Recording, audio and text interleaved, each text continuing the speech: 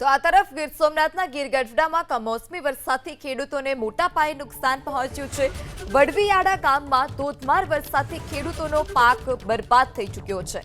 કેરી, બાજરી, કપાસ, મગફળી, તલ સહિતના પાકને વ્યાપક નુકસાન છે। તો ગીરગઢડામાં કમોસમી વરસાદ કે જેને લઈ ખેડૂતો બરબાદ થઈ ચૂક્યા છે। કેરી, બાજરી, કપાસ સહિત જે બાગાયતી પાક છે તેનો સોથ પડી ગયો।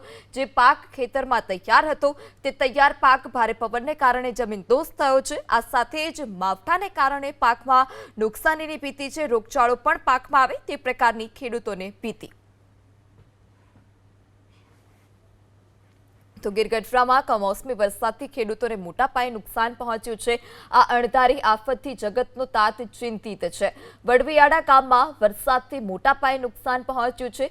ખેતી પાકને નુકસાન પહોંચ્યું છે। કેરી, બાજરી, કપાસ, મગ, અડદ સહિતના પાકમાં ભારે નુકસાનીની ખેડૂતોને ભીતિ છે।